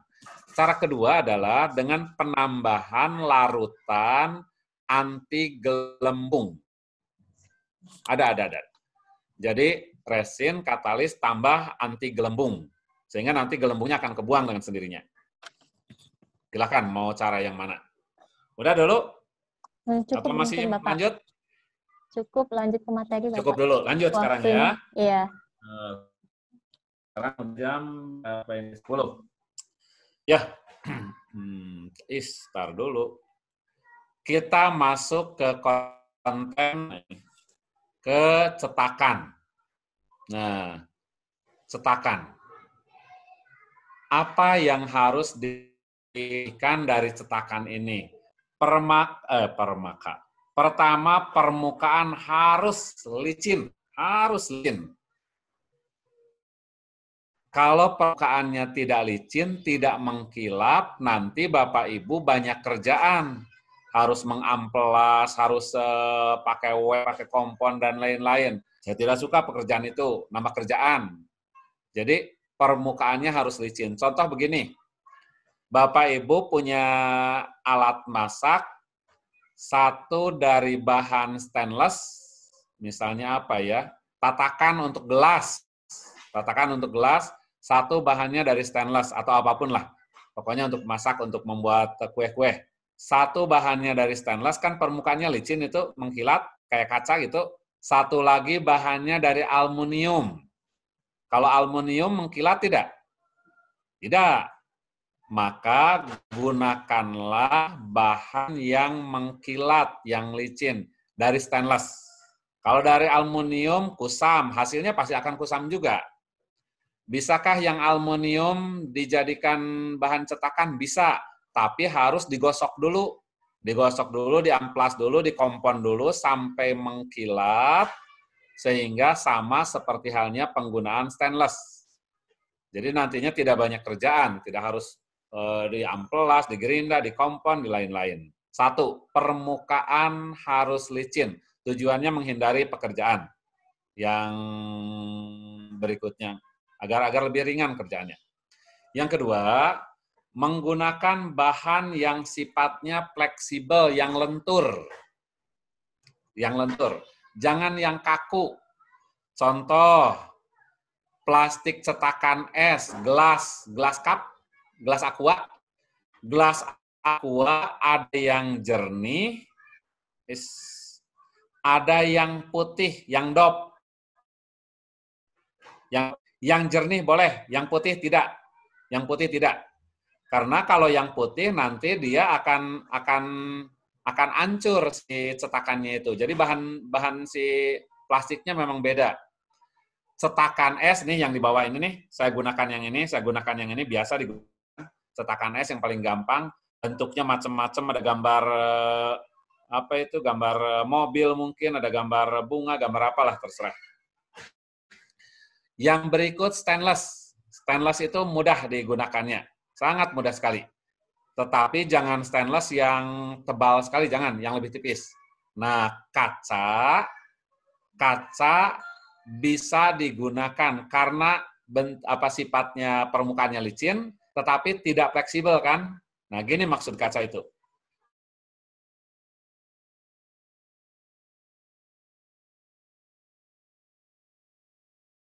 Permukaannya itu persis seperti akuarium. Salah gambarnya ya. Nah, gini. Persis seperti akuarium, membuat akuarium. Nah, gitu. Seperti akuarium. Tapi pinggir-pinggirnya tidak dilem permanen, pakai ban aja. Kalau dengan kaca begini, kalau sudah jadi kering, ini tinggal dilepas aja bagian-bagiannya, udah bagus tuh. Paling tinggal memberikannya aja. Nah, yang lebih enak lagi adalah pakai silikon. Pakai silikon, nanti dibuat cetakan positif, nanti dirubah menjadi cetakan negatif, udah aman kalau sudah jadi cetakan dari silikon itu. Karena pasti kalau silikon itu yang digunakan cetakan positif negatifnya yang jernih, yang licin permukaannya. Itu dari sisi cetakan. Nah, dulu ini jadi pindah ke sini. Nah, cetakan. Lanjut. Duh, kemana ini jadi pindah-pindah begini? Nah, ini contoh nih. Contoh. Saya biasa menggunakan seperti ini. Jadi satu kelompok, berapa? 8 ya? Satu kelompok untuk 8 orang. Ini volume resinnya kira-kira 500 cc. Resinnya. Terus katalisnya paling yang 10 cc. Nah, satu kelompok seperti ini dengan cetakan seperti ini, tiap orang itu nanti bisa menghasilkan produk pertama barengan, membuat dengan macam-macam isinya, dengan macam-macam komposisi, warna, dan sebagainya, terserah. Lalu produk keduanya yang masing-masing berbeda tentunya. Sangat bisa nih. Jadi sekelas rata-rata berapa orang itu? 30, 40, 26? Ya pokoknya bagi kita sejumlah cetakan aja. Kalau cetakannya ini ada 8, ya 8. Ada 5, ada 6, ada sekian. Saya selalu menggunakan yang begini kalau untuk pelatihan. Karena simple, membawanya lebih mudah, dan fleksibel, lebih gampang dilakukan. Lanjut, masih cetakan. Nih, contoh macam-macam cetakan. Cetakan agar-agar, cetakan pembuatan es kan, yang biasa digunakan seperti ini. Ini juga sama nih, cetakan yang tadi juga. Plastiknya plastik bening yang begini. Karena kalau plastiknya yang dop itu nanti jadi hancur. Nah, ini yang silikon. Ini yang silikon. Bisa membuat sendiri, bisa membeli yang sudah jadi. Membeli yang sudah jadi saya tidak tahu di mana tempatnya kalau di daerah Bapak Ibu. Tapi yang paling gampang itu membuat sendiri. Misalnya begini. Nih. Saya ke layar ya. Saya ingin membuat objek dengan bentuknya bulat, kayak jeruk ini, atau kayak bola apapun. Tapi nanti bentuk jeruk ini berupa resin. Nah, maka saya siapkan silikon, saya siapkan kotak. Sini saya gambarkan dulu. Saya siapkan kotak. Lalu jeruknya saya simpan di sini, terus saya rendam pakai silikon. Saya rendam pakai silikon. Membeku. Dah, beres. Membeku. Sudah membeku, silikonnya keluar, terus dibelah. Bentar, pakai kemana ini? Yang ini. Ini belah nih. Dah, dibelah. Maka tuklah 2 lempengan. Nah, begitu. Nah, terbentuk 2 lempengan begini. Kalau sudah terbentuk dua lempengan begini, terus nanti kita tinggal jadikan ini sebagai cetakan positifnya. Jadi masukkan resin ke sini, lalu tinggal diawet objeknya di sini.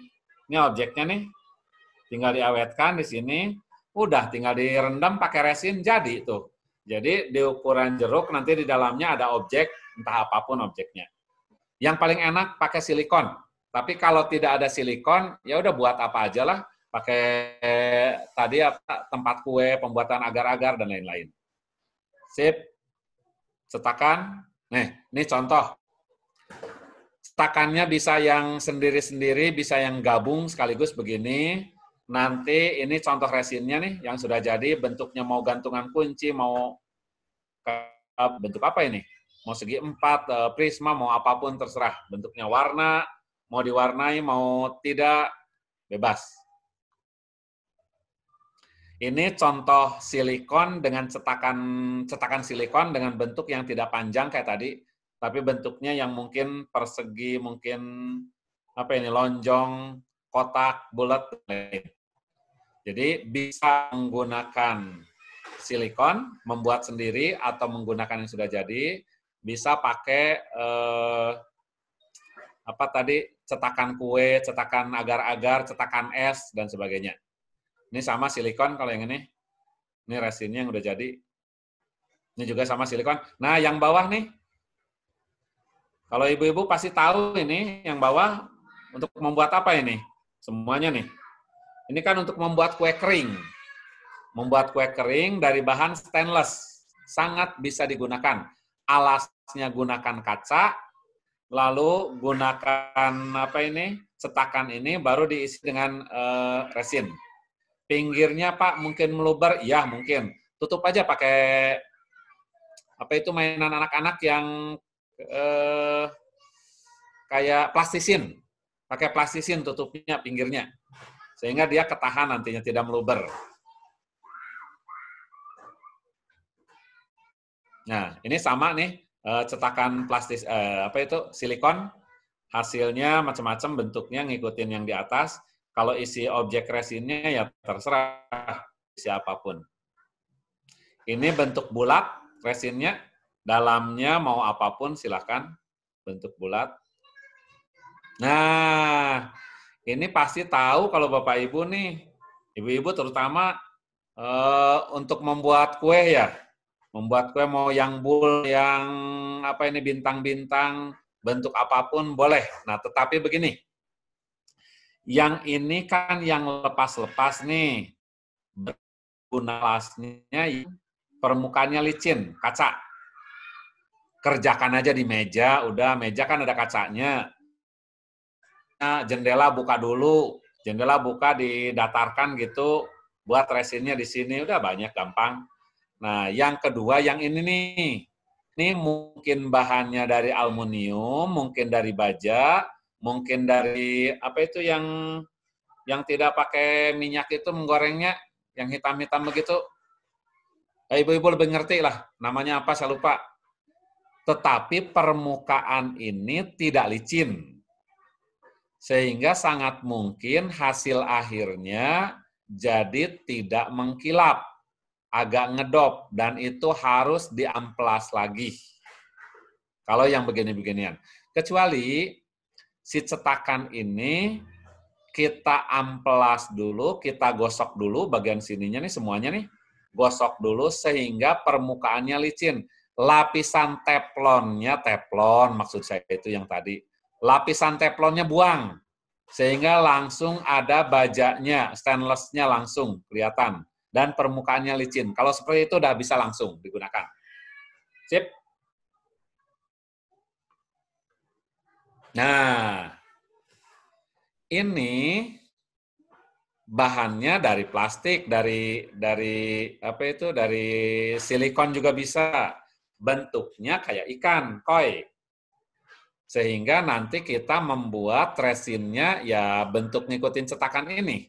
Nah, jadi udah kebayang ya. Tadi di awal ada resin yang gambarnya kayak ikan, begitu.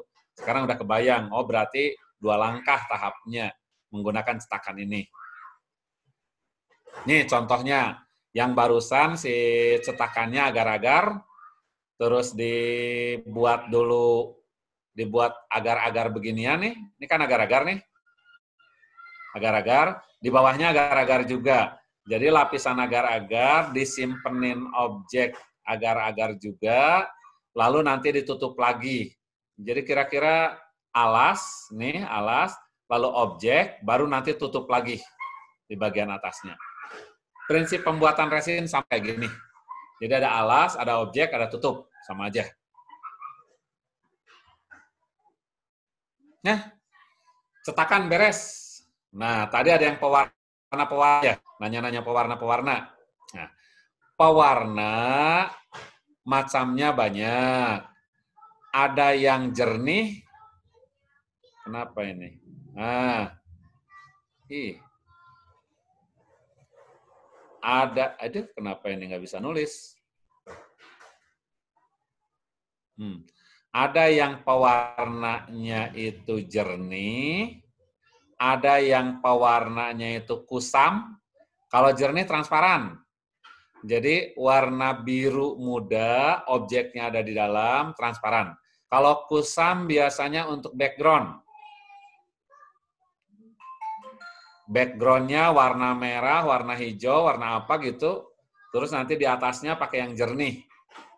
Glitter yang apa itu, yang blinking-blinking, yang kelap-kelip begitu, bericak-berinong kalau orang Sunda bilang. Lalu yang pakai fosfor itu, yang pakai fosfor, yang bisa nyala di kegelapan, warnanya nanti mau biru, mau hijau, mau kuningnya terserah. Ini tentang pewarnaan yang digunakan untuk resin. Semua pewarnaan ini pewarnaan berbasis minyak, bukan berbasis air. Jadi berbasis minyak. Nih pewarnanya. Mana? Ini yang DOP. Semuanya yang, oh ini yang clear nih. Jadi yang ini yang DOP, ini yang clear. Yang jernih. Nah, pigmen pewarna macam-macam. Macam warnanya ya macam-macam, terserah.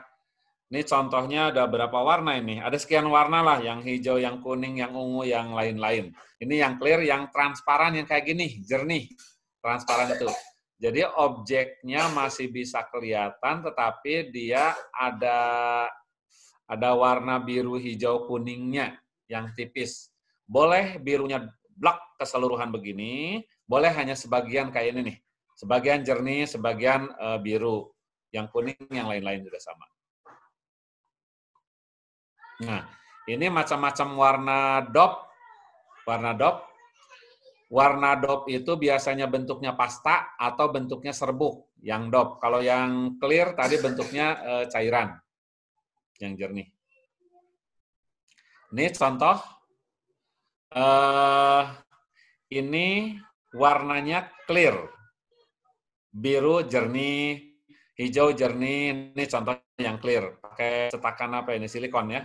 Ini yang putih-putih. Kita cari nanti yang warna DOP.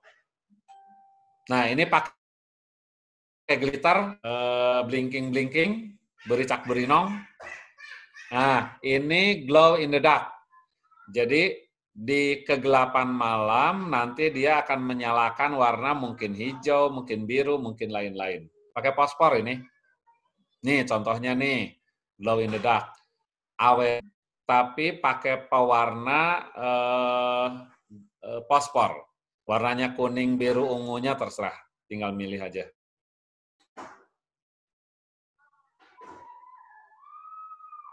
Nah, sip. Tadi ada yang nanya, berapa komposisi resin dan talisnya?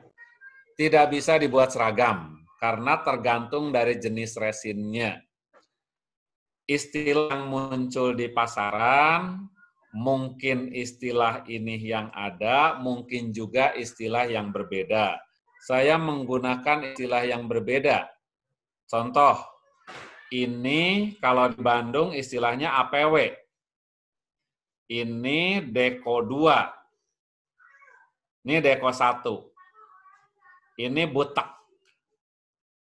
Jadi beda-beda nanti penamaannya. Udah yang gampang itu bilang aja, beli resin yang jernih. Nih jernihnya nih. Ini APW nih, 108. Ada yang menggunakan 108, ada yang 810. Nggak tahu itu dari mana kok angkanya dibolak-balik begitu. Ini pakai Deco 2, Deco 1. Saya biasanya yang digunakan yang ini nih, yang digunakan. Cukup proporsional, cukup bagus dua itu. Kalau yang di sini ya namanya juga butek. Kalau butek ya gimana mau bisa memunculkan objek di dalamnya. Gelap nantinya. Harga pasti beda. Cek aja di Tokopedia, di apa itu, di Bukalapak, di lain-lain. Ini mungkin kira-kira beda-beda harganya. Anggaplah 100.000 aja. Ini mungkin kira-kira di 50 ribuan. Beda-beda tiap toko, tiap objek, beda-beda. Bisa dicek aja lah, beli online aja yang gampang.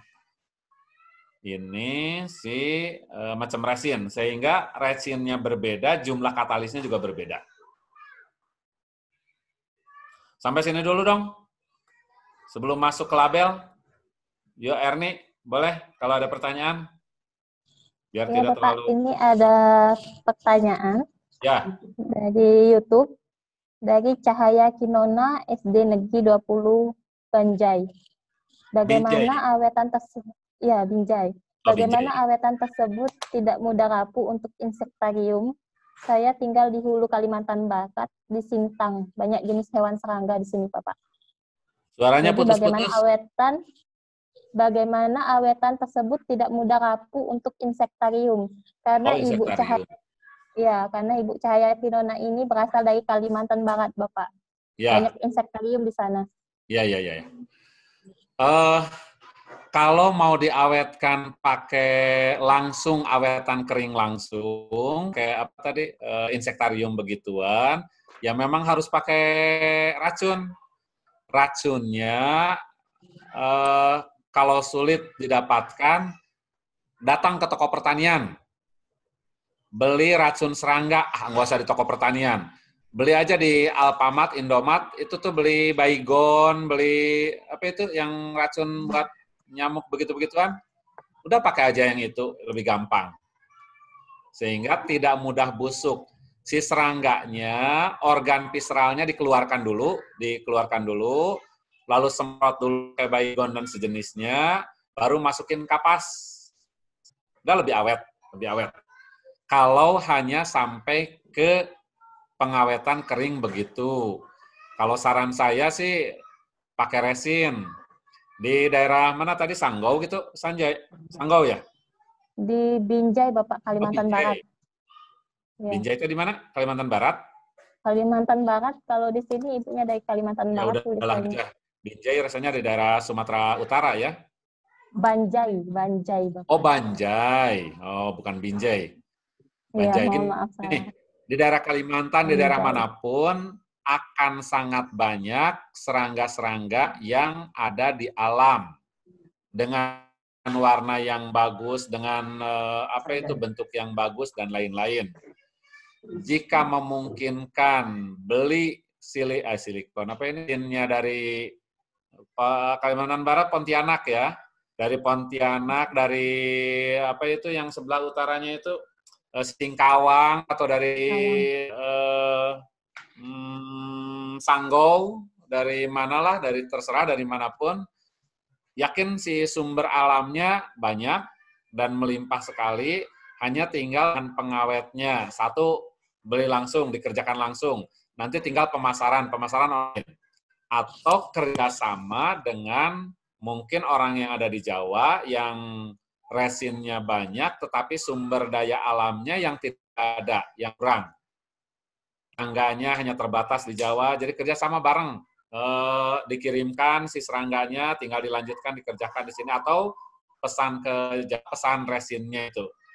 Hanya beli resin, karena ini cairan dan sangat bau, sangat baunya, tidak bisa dikirim lewat udara, sehingga harus lewat darat atau lewat laut pengirimannya. Saya udah pernah nyoba beberapa kali pengiriman lewat udara, ya ditolak. Akhirnya hilang uang tuh karena dibuang si bahan itu. Tapi kalau lewat laut, lewat darat bisa, sangat bisa sekali. Sip, lanjut pertanyaan. Lanjut, ini ada pertanyaan dari Adinda Eka, Universitas Muhammadiyah Palembang. Apa kendala yang paling sering ditemukan dalam melakukan pengawetan flora dan fauna? Kendalanya apa saja, Bapak? Pengawetan flora fauna kan macam-macam. Yang pakai awetan basah, awetan kering, pakai resin, pakai segar, ya beda-beda sih kendalanya itu. Awetan basah, tadi kan di tabel sudah dibuatkan itu kendalanya, kelemahannya itu awetan basah ya awal-awal harus sering ganti pelarut. Terus bentuk warna berubah. Terus taksidermi juga sama demikian juga, bentuk warna berubah. Kalau resin kan tidak, tetapi resin butuh pengerjaan yang teliti, tapi tetap awet. Awet lebih lama awetannya. Lanjut. Ada pertanyaan dari Poni Fitriani, SMP Negeri 2 Papua Barat. Papua, aduh alhamdulillah dari Papua. Iya, ada dari Papua Barat. Bagaimana Bapak di Papua Barat belum ada jualan resin dan katalis? Apakah bisa dibuat sendiri? Papua Baratnya di mana katanya? Tidak dituliskan, cuma SMA Negeri 2, Bapak. Dari SMA Negeri 2. Iya, Papua Barat luas lah, Manokwari, Kaimana, lain-lain. Saya datang ke Papua Barat, ke Kaimana, Kota Senja. Di Kaimana, aduh subhanallah, bahan alamnya, sumber daya alamnya sangat sekali. Dan ikan-ikan laut, ikan tawarnya dia tidak suka. Ketika saya sedang memberikan materi di lantai 2, saya nengok ke jendela, di samping gedung itu ada selokan kecil, terus ada ikan-ikan, bukan ikan ya, saat itu belum tahu ikan. Saya kira hanya batang-batang pohon di selokan hitam, panjang-panjang 30 cm, 40 cm, terus saya coba lempar pakai batu, ternyata dia ikan air tawar, ikan gabus. Jadi gabus mereka tidak suka, tidak dimakannya. Yakin di daerah Papua Barat yang lain sumber daya alamnya sangat banyak sekali. Nah, karena sumber daya alam serangganya, tanamannya sangat banyak sekali, maka mungkin mending impor aja resinnya dari Bandung, dari Surabaya, dari Makassar, dari mana gitu, ke Kaimana, Papua Baratnya entah di mana ini. Kalau saya waktu itu ke Kaimana, datang ke sana. Kerang-kerangnya, kepitingnya sangat banyak sekali dan berwarna-warni, sangat bagus sekali. Sangat bisa dijadikan itu. Mending impor aja dari Jawa, Surabaya, dari mana gitu. Lanjut. Ini ada pertanyaan dari, iya Bapak, pertanyaan dari Tri Handayani, Universitas PGRI Semarang. Bagaimana konsentrasi campuran fosfor yang dipakai sebagai warna? Oh, ya. Glow in the dark, barangkali gunakanlah yang sudah jadi saja, yang sudah ada di pasaran. Karena fosfor kan lumayan juga, itu bisa berbahaya bagi tubuh kita, jadi jangan kita mencampurkan. Sebenarnya semakin banyak fosfornya ya makin glowing, makin terang nantinya. Tapi di pasaran yang sudah jadi, yang sudah tercampur, gunakan itu aja. Kalau mau membuat sendiri, buat aja sesuka hati, karena ini kan bukan ukuran strict begitu. Yang lebih terang ya pasti harus lebih banyak si fosfornya. Resikonya biaya lebih tinggi tentunya, dan resiko kesehatan pada kitanya. Lanjut Bapak, ini ada pertanyaan dari Muhammad Naufal dari Institut Teknologi Sumatera, ITERA. Ada dua pertanyaan Bapak, ya, Lampung. Satu, untuk teknik pengawetan ini apakah sudah dipatenkan, sehingga untuk penggunaan sebagai media pembelajaran harus mendapatkan izin terlebih dahulu. Yang kedua, saya memiliki pengalaman pembuatan bioplastik, tetapi ketika dilepas dari cetakan aluminium, resinnya menempel sehingga patah. Apakah ada larutan atau cairan yang dapat membantu melepaskan resin dari cetakan? Ada dua pertanyaan Bapak. Yang pertama teknik pengawetan, kedua kenapa? Ya, dari ITERA. Gini Dek, resin ini udah berjalan udah lama kok. Komposisinya, sekalipun dibuat komposisinya, katakanlah resinnya sekian dengan apa itu katalisnya sekian, belum tentu ketika itu digunakan akan tepat, belum tentu. Karena variabelnya sangat banyak sekali. Jenis resin beda-beda. Terus suhu yang sedang berjalan beda juga. Berikutnya mungkin pakai tambahan larutan lain atau tidak. Sangat variabelnya beda sekali. Jadi, buatlah suatu komposisi yang paling enak, paling nyaman digunakan. Bapak juga ketika mengerjakan tahun 80 sekian itu gagalnya banyak sekali, sangat banyak gagalnya. Terus dipelajari, kesininya sudah menemukan pola, udah gampang kalau udah menemukan polanya itu. Mau jenis resin ini, berarti sekian komposisinya resin ini, sekian komposisinya. Saya belum tahu, saya tidak mengajukan paten karena ini barang-barang yang umum di pasaran digunakan, sehingga kalau mau mengajukan silakan aja. Ada ajukan hak patennya biar aman gitu. Satu itu. Yang kedua, menggunakan aluminium ya. Menggunakan cetakan aluminium. Sehingga ketika akan dilepaskan menjadi nempel di aluminiumnya di cetakannya itu. Betul. Iya, karena aluminium permukaannya itu kan kasar. Jadi kalau mau si cetakan aluminiumnya itu digosok dulu, dikompon dulu sampai jernih seperti stainless. Kalau udah jernih kayak stainless mah gampang melepaskannya itu, gampang sekali, sangat mudah melepaskannya. Satu itu. Jadi digosok dulu sampai jernih, udah jernih, udah gampang kesananya. Yang kedua, kalaulah menggunakan aluminium atau cetakan yang dop, tadi pakai teflon, itu kan dop, maka permukaan teflonnya, permukaan aluminiumnya dikasih minyak goreng aja yang gampang. Minyak goreng. Sangat sedikit sekali minyak gorengnya. Satu buletan begitu, paling setengah tetes. Gimana caranya setengah tetes? Pokoknya tidak boleh terlalu banyak si minyak gorengnya itu. Sangat sedikit, setetes digosok untuk seluruh permukaan. Nah, baru dijadikan cetakan untuk itu, maka lepaskannya gampang. Kalau si minyak gorengnya itu banyak, nanti permukaan di resinnya itu jadi gerinjul-gerinjul, jadi jelek nantinya. Lebih baik sedikit aja. Silakan gunakan aluminium, silakan gunakan seng, gunakan teflon, tapi kasih lapisan minyak goreng. Setetes aja. Kalau bisa setengah tetes. Lanjut. Lanjut mungkin 2 pertanyaan lagi ya Bapak. Boleh. Pertanyaan dari YouTube, Ibu Suki Sini Fitin dari MTSN 10 Jakarta. Apakah membuat bioplastik insekta dan bunga-bunga memiliki pengawetan yang sama? Prinsipnya bukan di serangga di bunga-bunganya.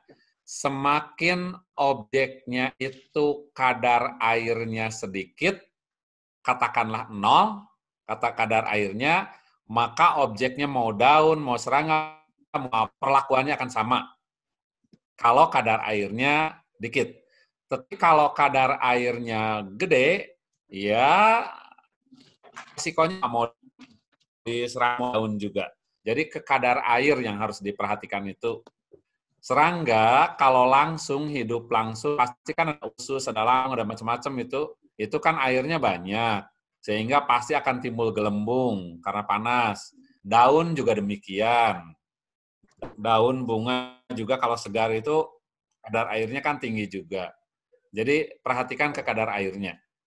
Agar kadar airnya itu tidak terlalu tinggi ya didehidrasi dulu, dikeluarkan dulu airnya pakai silika gel, pakai penjemuran, pakai lain-lain. Kalau ingin warna bentuknya tetap, tapi kadar airnya juga ingin seperti itu, bisa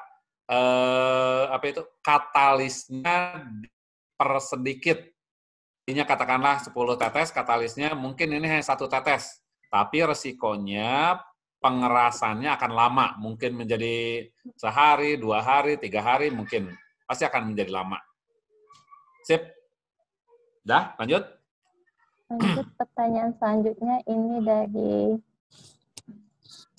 Kumara Rahmawati Zain dari Universitas Gadjah Mada. Untuk UGM. pembuatan UGM, untuk pembuatan awetan resin jika menggunakan bahan tanaman, apakah harus dikeringkan terlebih dahulu, Pak? Saya pernah mencoba tanaman yang masih basah tetapi gagal. Iya, memang harus dikeringkan dulu.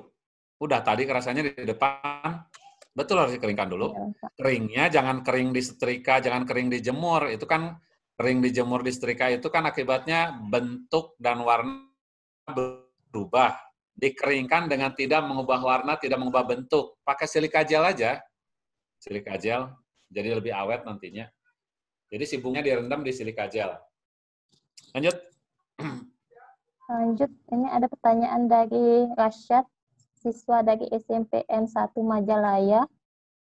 Majalaya. Bila jamur yang dibuat bioplastik, apakah akan rusak jamurnya bila katalis sedikit lebih banyak? Bila apa, jamur? Jamur. Oh, jamur ya. Apakah akan rusak jamurnya bila katalisnya sedikit, Bapak, sedikit lebih banyak? Jamur itu kan kadar airnya tinggi.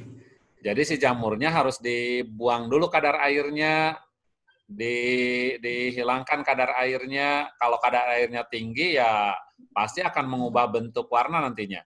Menjadi ada awannya, ada lain-lainnya. Jadi si airnya harus dikeluarkan dulu, dibuang dulu, dehidrasi dulu. Mau objeknya mau jamur, mau apa ya? Mau serangga, mau daun, mau bunga, terserah. Kadar airnya harus diperhatikan. Lanjut. Udah? Cukup mungkin, Bapak. Waktu sudah menunjukkan pukul 10.50. Untuk link materi dan link absen akan panitia kirim pada chat Zoom dan pada chat YouTube. Nanti bisa diisi di sana ya Bapak Ibu. Nanti sertifikatnya akan langsung didapatkan di sana. Mohon maaf Bapak Ibu, untuk pertanyaannya tidak bisa saya jabarkan satu persatu karena banyaknya pertanyaan baik dari Zoom maupun di YouTube. Saya terima kasih kepada Pak Dadang dan Bu Asep atas materinya, sangat bermanfaat. Ini belum selesai. Mungkin mau lanjut, Bapak? Ya, lanjut dulu. Ini baru mengenal jenis resin. Iya, Bapak. Lanjutkan. Lanjut ya. Ya, lanjut. Ya, sip. Mohon maaf, Bapak. Lanjut. Sip. Nah, ini label. Labelnya mau namanya apapun silahkan. Ini contoh label ketika di Metro nih, Muhammadiyah Metro, Lampung. Membuat namanya bioplastik, namanya apapun terserah. Ini kan di setting pakai doc aja, pakai Word. Font berapa ini? Bentar. Ini nggak salah pakai doc ya. Pakai doc, kok hijau. Pakai Word gitu. Pakai Word TN 6. Time New Roman 6. Fontnya 6. Dibuat berapa kolom gitu yang banyak dalam satu halamannya. Ini contoh. Nah, yang berikut bisa menggunakan stiker. Tadi di depan begin from the end kan ada ikan yang kayak di akuarium, kayak di baskom begituan, terus ada ikan-ikannya begitu ya, ada ikan-ikannya. Sebenarnya bisa dua cara pembuatan ikan 3 dimensi itu. Satu menggunakan stiker ini nih, stiker tato ini. Anak-anak SD kan suka ada yang jualan stiker-stiker begituan, yang transparan itu, udah beli aja selembar, gampang itu. Satu pakai stiker. Yang keduanya memang pakai bentuk cetakan agar, cetakan ikan. Pakai stiker aja yang paling gampang. Saya mau pakai stiker untuk yang ikan-ikanan itu. Lebih gampang nantinya. Sip, lanjut. Masih yang ini. Nih, tadi kan ada ikan, terus ada bunga-bunganya, ada apa ini? Daun-daunnya, sebenarnya semuanya stiker ini. Ini kan bening, transparan, ada bagian bunga, potongan bunga, dan lain-lain. Udah gunakan aja stiker, lebih gampang, lebih simple daripada daunnya diawetkan. Kalau untuk tujuan yang seperti ini ya, tujuan yang kayak ikan-ikanan begini. Nih sedang membuat apa itu yang ikan-ikan 3 dimensi pakai baskom begitu, pakai piring, terus ikannya dimasukkan ke sini, bukan ikan sebenarnya. Pertama alas dulu mungkin kira-kira 3 mm ketebalannya. Terus baru objeknya ya stiker ini. Si stiker ikan-ikanan. Baru nanti tutup. Udah gampang kayak gitu. Tutup pakai stiker, pakai resin lagi, alas pakai resin, objeknya pakai stiker ini. Udah gampang. Ini karena objeknya bukan tanaman, bukan hewan, karena ini stiker, jadi tidak mengandung air, sehingga relatif lebih gampang. Tinggal kasih nama di sini, Ayu plus siapa gitu, terus Tony gitu. Kan jadi bagus tuh. Sip, lanjut. Nih, macam-macam stiker. Yo, mau apa? Mau ikan paus, mau ikan lumba-lumba, mau apa itu, mau bunga, mau apa? Ikan, terserah. Mainan anak-anak itu tuh, yang bening-bening begitu. Nih daun-daunnya macam-macam. Nah, sip. Baik. Berapa komposisi yang digunakan? Komposisi yang digunakan. Aturannya tuh tinggal dibaca aja di itu. Saya tidak akan menggunakan itu. Saya gunakan cup. Aqua itu tuh, maaf menyebutkan merek. Lalu saya ukur tingginya, saya beri ini 2 cm, terus yang ini kira-kira 4 cm. Yang 2 cm itu untuk alas, yang 4 cm itu untuk tutup.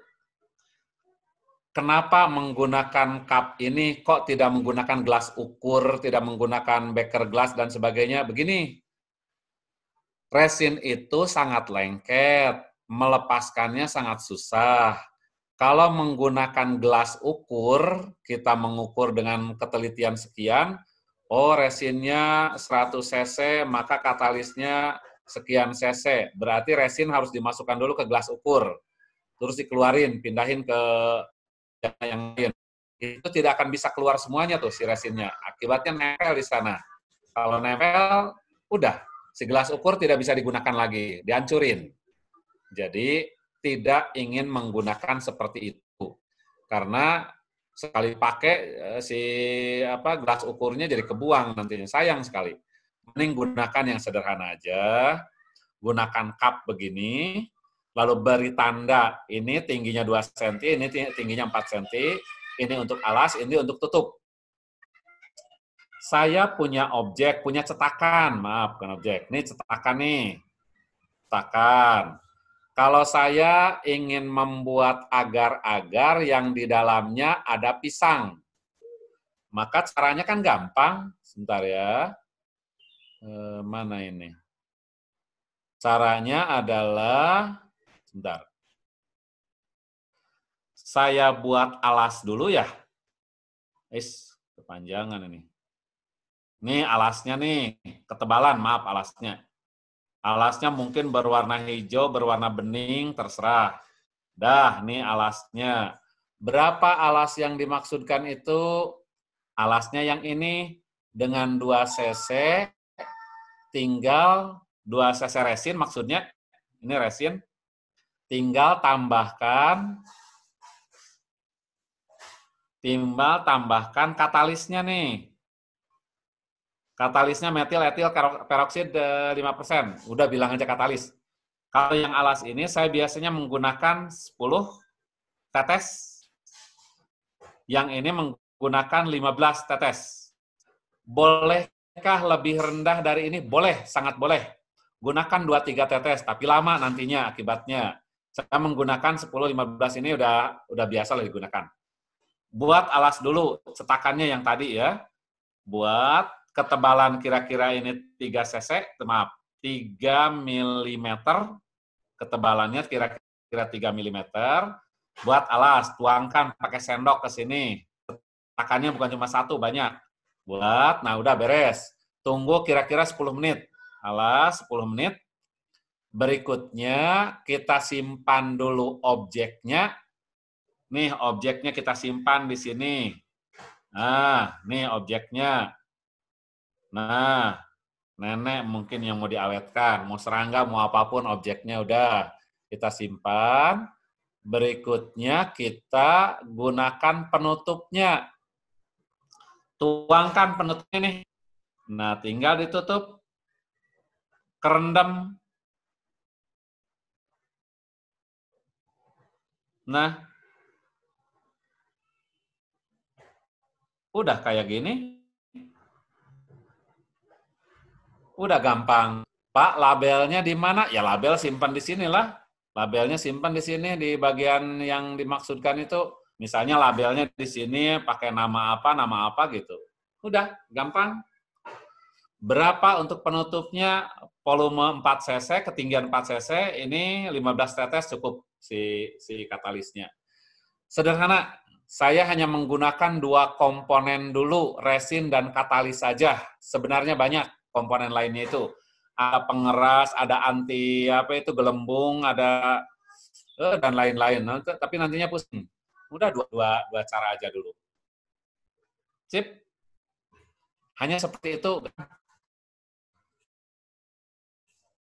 Cetakan syaratnya tadi, resin macam-macamnya, katalis komposisinya seperti itu. Kan yang sederhana aja. Seperti itu. Nah, nih yang tadi barusan.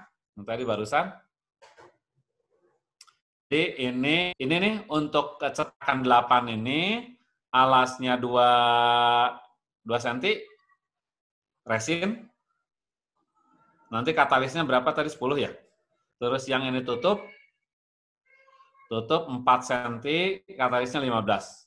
Untuk 8 cetakan ini sangat cukup untuk 8 cetakan ini. Ntar dulu, dari sini lanjut. Nih contohnya, nih agar-agar, tapi ini agar-agar ya puding.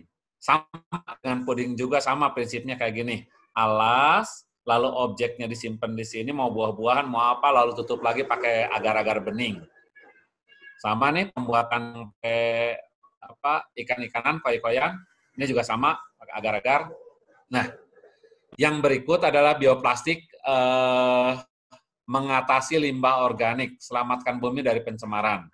Teorinya begini, pembuatannya begini, banyak. Ini orang yang sudah meneliti dari mana ini lupa, dari UGM atau dari mana, saya juga ketemu ketika istek. Bahan bakunya kan dari kulit singkong, dari sagu, dari macam-macam.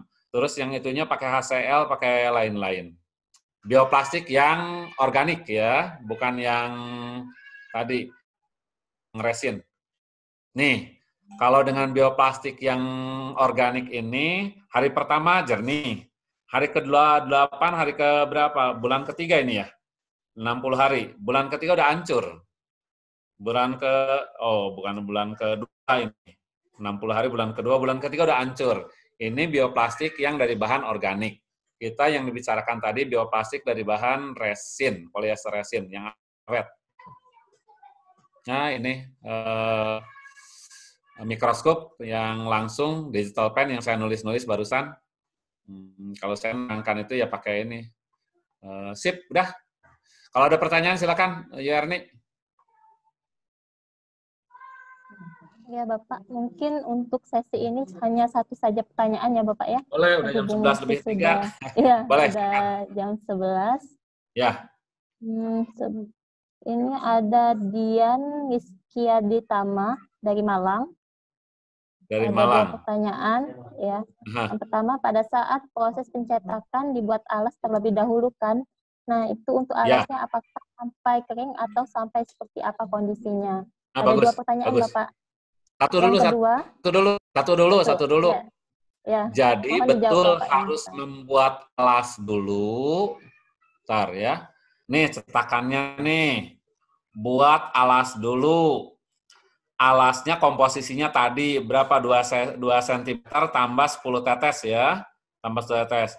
Ini nunggunya paling hanya berapa 10 menit kayaknya nih. Tidak sampai kering. Jangan sampai kering. Tetapi sampai apa tuh namanya ya? Kalau dia masih cair, kita miringkan itu ya cair, tumpah. Tapi dia sudah seperti agar-agar, emel-emel dalam bahasa Jerman. Jadi sudah emel-emel seperti agar-agar. Dia tidak kering, tapi masih agak basah. Nah, harus sampai itu. Kira-kira paling 10 menit. Jadi masih agak basah begini, barulah simpan objek di sini. Simpan objek, baru tutup nantinya. Itu tidak sampai kering. Jangan sampai kering. Kalau sampai kering, ini misah. Tidak akan bisa nyatu nantinya.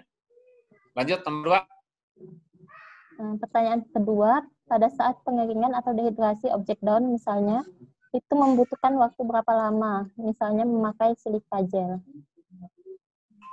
Waktunya Bapak.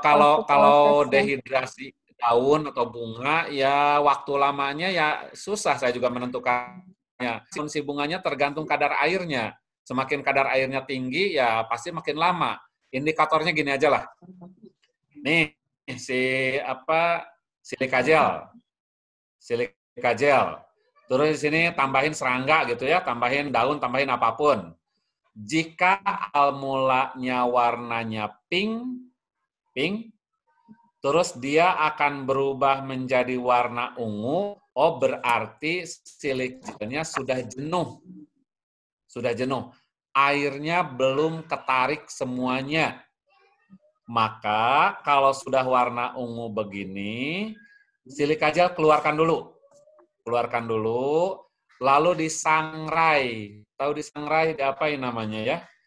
Digongseng di atas kuali tanpa minyak ya. Dari yang tadinya ungu, nanti dia balik lagi menjadi pink lagi. Karena kadar airnya dibuang lagi. Kalau sudah pink lagi, masukkan lagi ke bunga ini. Nanti dia ungu lagi, balik lagi, sini lagi, terus saja diputar terus. Kalau suatu saat dimasukkan ke sini, pinknya tidak berubah menjadi ungu, tetap aja pink. Berarti kadar airnya sudah hilang. Udah. Berapa lamanya? Tidak tahu. Saya juga tidak bisa menentukan. Yang penting indikatornya aja tuh, dari perubahan warnanya. Sip, lanjut. Mungkin cukup Bapak untuk pertanyaannya. Terima kasih. Ya. Ini ada beberapa permintaan, minta nomor Bapak lagi. Saya sebutkan kembali ya Bapak, mohon izin. Jangan. Nomor jangan. Facebook aja. Tapi Facebook juga. Facebooknya udah 4.800. Ya. Oke Bapak. Mana? Di IG aja, IG. IG-nya. IG-nya. Bentar ya. Kalau nomor, aduh gimana ya? Kebingungan nantinya. Pakai IG aja lah. Iya Bapak. Dadang _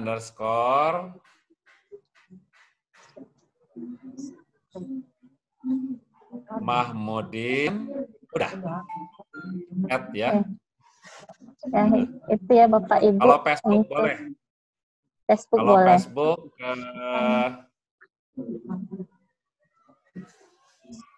Dadang Mahmudin. Udah Facebook aja lah. Nanti dari Facebook dari itu kalau kontak ke nomor juga ada di sana. Tapi kalau dari awal sudah kontak nomor, saya hanya kelabakan nanti. Oke Bapak. Dadang Mahmudin atau sebentar, Dadang m@yahoo.com.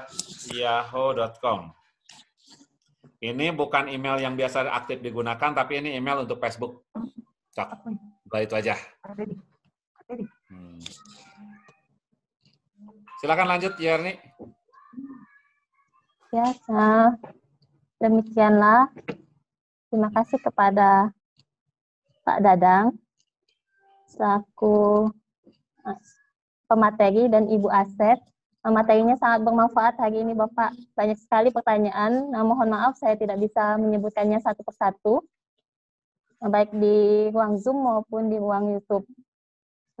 Untuk mengakhiri acara hari ini, marilah kita sama-sama mengucapkan hamdalah. Alhamdulillahirabbil alamin.